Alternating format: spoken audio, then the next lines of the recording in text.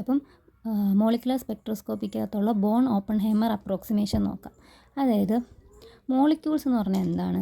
Atoms ചേർന്നാണ് molecules ഉണ്ടാകുന്നത്. നമുക്കറിയാം മോളിക്യൂളിനകത്ത് കുറേ ന്യൂക്ലിയകളും ഇലക്ട്രോൺസും കാണും.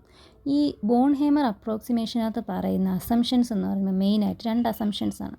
ഒന്ന് മാസ് ഡിഫറൻസ്, അതായത് ന്യൂക്ലിയകളും ഇലക്ട്രോൺസും തമ്മിൽ നല്ല മാസ് ഡിഫറൻസ് ഉണ്ട്. ഇലക്ട്രോൺസിനെ വെച്ച് കമ്പയർ ചെയ്ത് നോക്കുമ്പം ന്യൂക്ലിയ എന്താണ് കുറച്ചും കൂടി ഹെവിയാണ്. അപ്പം അവയെ മൂവ് ചെയ്യുമ്പോഴത്തേക്കും എന്താണ് മച്ച് സ്ലോവർ ആയിരിക്കും ഇലക്ട്രോണിനെക്കാളും. നമുക്കറിയാം ഇപ്പം നമ്മൾ ഹെവി ആയിട്ടുള്ള സാധനങ്ങളും അത്ര ഹെവിനെസ് ഇല്ലാത്ത മാസ് കുറഞ്ഞ സാധനങ്ങളും ആണെങ്കിൽ അതിൽ ഫാസ്റ്റായിട്ട് പോകുന്നത് ആരായിരിക്കും? മാസ് കുറഞ്ഞ സാധനങ്ങളായിരിക്കും. അപ്പോൾ അതുപോലെ ഇലക്ട്രോൺ എന്ന് പറഞ്ഞാൽ മാസ് കുറവും ന്യൂക്ലിയയും ഹെവിയും ആയിരിക്കും. അപ്പം ന്യൂക്ലിയയ്ക്ക് എന്തായിരിക്കും? സ്ലോ ആയിരിക്കും, ഇലക്ട്രോൺസ് ഫാസ്റ്ററായിട്ട് മൂവ് ചെയ്യും. ഇനി രണ്ടാമത് the electronic motion faster than nuclear motion. Nuclear മോഷനേക്കാളും ഫാസ്റ്റ് ആയിരിക്കും ഇലക്ട്രോണിക് മോഷൻ. സോ എന്താണ്? ഇലക്ട്രോൺസിന് ഇൻസ്റ്റൻറ്റേനിയസ് ആയിട്ട് അതിൻ്റെ പൊസിഷൻ ന്യൂക്ലിയയുടെ പൊസിഷനിലോട്ട് അഡ്ജസ്റ്റ് ചെയ്യാൻ പറ്റും. ആണ് ഒരു അസംഷൻ. പിന്നെ 2 വേവ് ഫംഗ്ഷൻ എന്ന് പറയുന്നത് നമുക്ക് 2ആയിട്ട് സെപ്പറേറ്റ് ചെയ്യാൻ പറ്റും. അതായത് ടോട്ടൽ വേവ് ഫംഗ്ഷൻ നമുക്ക് 2ആയിട്ട് സെപ്പറേറ്റ് ചെയ്യാൻ പറ്റും.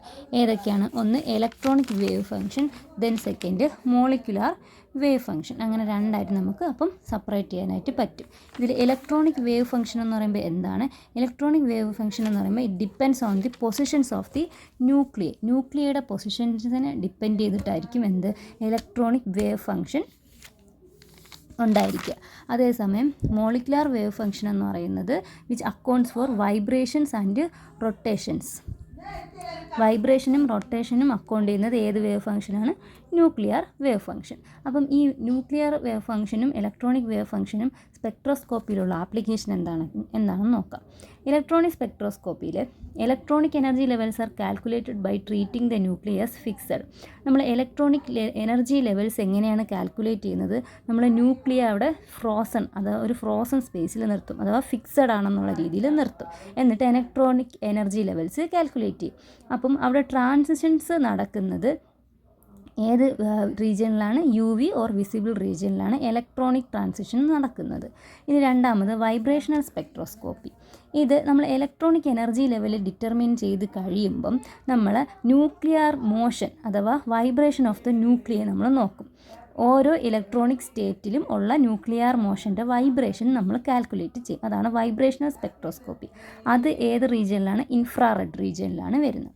ഇനി മൂന്നാമത് റൊട്ടേഷണൽ സ്പെക്ട്രോസ്കോപ്പി. റൊട്ടേഷണൽ സ്പെക്ട്രോസ്കോപ്പി എന്ന് പറയുമ്പം ന്യൂക്ലിയർ റൊട്ടേഷനാണ് അവിടെ നമ്മൾ സ്റ്റഡി ചെയ്യുന്നത്. അത് വൈബ്രേഷണൽ സ്റ്റേറ്റിൻ്റെ ഫൈനർ സ്കെയിലിൽ വെച്ച് ന്യൂക്ലിയർ റൊട്ടേഷൻ സ്റ്റഡി ചെയ്യും. അത് ഏത് റീജിയനിലാണ് നമ്മൾ സ്റ്റഡി ചെയ്യുന്നത്? Microwave region. അപ്പോൾ മൂന്ന് ഇതാണ് electronic spectroscopy, vibrational spectroscopy and rotational spectroscopy. Electronic spectroscopy UV റീജിയനിലും വൈബ്രേഷണൽ സ്പെക്ട്രോസ്കോപ്പി IR റീജിയനിലും റൊട്ടേഷണൽ സ്പെക്ട്രോസ്കോപ്പി വന്നിട്ട് മൈക്രോവേവ് റീജിയനിലുമാണ് നമ്മൾ എന്ത് ചെയ്യുന്നത്? ഡിറ്റർമിൻ ചെയ്യുന്നത്. ഇതാണ് ഈ സ്പെക്ട്രോസ്കോപ്പിയിലുള്ള ആപ്ലിക്കേഷൻ. ഇനി ഇതിനുള്ള ലിമിറ്റേഷന് മുമ്പ് ഇക്വേഷൻ നോക്കാം. അതായത് molecular wave function. Molecular wave function എന്ന് പറയുന്നത് ഇലക്ട്രോണിക് വേവ് ഫംഗ്ഷൻ്റെയും വൈബ്രേഷണൽ വേവ് ഫംഗ്ഷൻ്റെയും റൊട്ടേഷണൽ വേവ് ഫംഗ്ഷൻ്റെയും ടോട്ടലായിരിക്കും. അതുകൊണ്ട് തന്നെ അവിടുത്തെ എനർജീസും ടോട്ടൽ എനർജി എന്ന് പറയുന്നത് ഇലക്ട്രോണിക് എനർജിയും റൊട്ടേഷണൽ സ്പെക്ട്രത്തിലെ എനർജിയും വൈബ്രേഷണലിലെ എനർജിയുടെയും ടോട്ടലായിരിക്കും അവിടുത്തെ ടോട്ടൽ എനർജി എന്ന് പറയുന്നത്. ഇനി നമ്മുടെ ഈ അപ്രോക്സിമേഷന് കുറച്ച് ലിമിറ്റേഷൻ ഉണ്ട്. കാരണം അതിലൊന്നെന്ന് പറഞ്ഞാൽ electronic and nuclear motions R strongly coupled. അതായത് ഭയങ്കര നിയർ ആയിട്ട് കോണിക്കൽ ഇൻ്റർസെക്ഷൻ ആയിട്ടൊക്കെ ഇലക്ട്രോണിക്കും ന്യൂക്ലിയറും മോഷൻസ് വരുന്ന സമയത്ത് നമുക്ക് ഈ അപ്രോക്സിമേഷൻ അവിടെ അപ്ലൈ ചെയ്യാൻ പറ്റില്ല.